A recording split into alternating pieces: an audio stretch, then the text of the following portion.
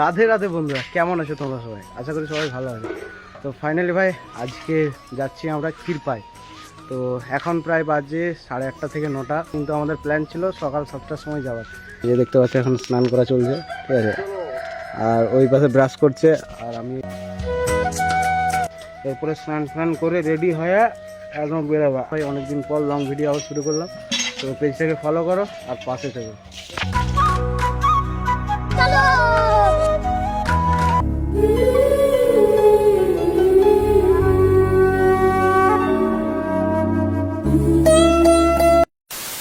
তো ফাইনালি ভাই দেখতে পাচ্ছ যে আমরা এখন রেডি।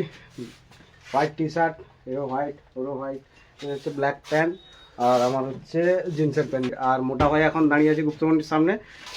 চলো ভাই যাওয়া যাক।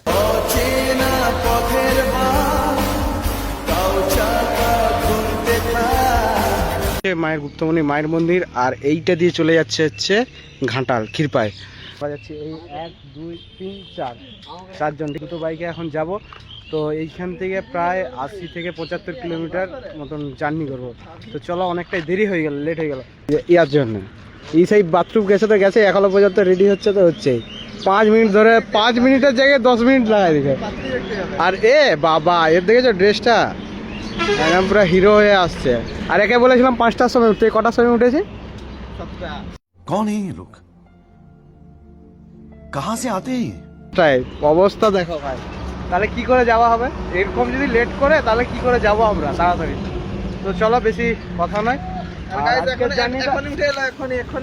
আমি এখন উঠে আসিনি, আমি 5টার সময় গাইজ উঠে করে এদেরকে সবকে আমি টাকাটা করে আমি ফোন করবো, ঠিক আছে? তো চলো, বেশি লেট না করে এখন যাওয়া যাক। এখান থেকে আমাদের জার্নি শুরু হলো, জানি না কখন পৌঁছাবো। আর কেউ যদি বাসে যেতে চাও তাহলে চন্দ্রকোনা রোড কিংবা ঘাটাল লাইনের বাস তোমাদেরকে ধরতে হবে। কিছু টাকার বিনিময়ে পৌঁছে যাবে ক্ষীরপাই। হ্যাঁ, একটা কথা বলতে পারি, সব থেকে সুবিধা বাইকে যাওয়া। অনেকক্ষণ পর মন্দিরের সামনে পৌঁছাতেই দেখতে পাবে সারি সারি টোটো আর কত বাইকের লাইন। আর একটু এগিয়ে গেলেই দেখতে পাবে বড় মা মন্দিরের ভেতরে যাওয়ার রাস্তা। আর এখানে ভক্তরা দূর দূরান্ত থেকে ছুটে আসে মাকে পুজো দিতে। তো গাইস দেখতে পাচ্ছি এখন 12:47, আমরা প্রায় বেরিয়েছিলাম 10টার দিকে। সকালের দিকে মনে হয় ভিড়টা প্রচুর পরিমাণে থাকে। চলো এরপর মন্দিরের ভেতরে যাওয়া যায়। আর মন্দিরের বাইরে তোমরা দেখতে পারবে অনেক রকমারি সব দোকান। মন্দিরের ওপরে টিনের চালা দিয়ে ছাউনি করা রয়েছে। দোকানে ফুলের ডালি রাখা আছে, এবার ফুলের ডালি নিয়ে মায়ের দর্শনে যাবো। হাতটা ধুয়ে নিই।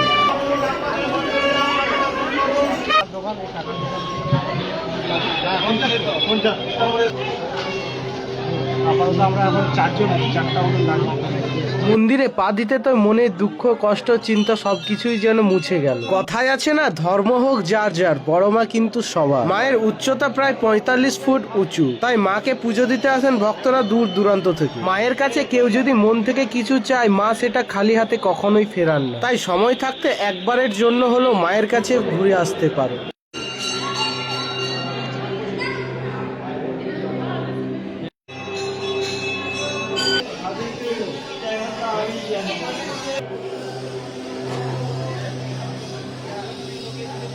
ফাইনালি ভাই পুজো দিয়ে কমপ্লিট।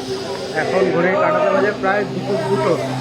আর এরপরে যাবো, কিছু খাওয়া দাওয়া করতে হবে। সেই সকাল থেকে এখনো পর্যন্ত ভাই পেটে কিছু পড়েনি মায়ের কাছে আসার জন্য। যাই হোক ভাই, যদি মা যদি কথাটা যদি রাখে, আমার যা বলেছি, নিশ্চয়ই যদি ঠাকুরের কৃপায় যদি কাজটা যদি হয়, তাহলে আবার মায়ের দর্শনে আসবো। তো চলো, এই যে কাকার কাছে আমরা ডালি নিয়েছিলাম, ঠিক আছে, 50 টাকা করে না। তো তোমরা গেটে ঢুকলেই এই যে সামনে দেখতে পাবে যে কাকার দোকান, ঠিক আছে। তো গাইস, বড় মার দর্শন করলাম ভাই, যেটা অনেক দিন ধরে স্বপ্ন ছিল আসবো করে, সেটা আজকে আমরা পৌঁছালাম। সকাল 10 বেরিয়েছি, ঠিক আছে। আমাদের টার্গেট ছিল প্রায় সকাল ওই 7টার দিকে, কিন্তু দেখো ভাই শীতকাল বলে তাই একটু লেট হয়ে গেছে ঘুম থেকে উঠতে, রেডি হতে। তো দেন এখন যাব বাড়ি যাওয়ার জন্য। আর এই যে সামনে দেখতে পাচ্ছ ভাই ন্যাচারাল ভিউ, এটা হচ্ছে গ্রামের ভিউ ভাই। গ্রামের আর শহরের যে ভিউ সম্পূর্ণ একটা আলাদাই লেগে।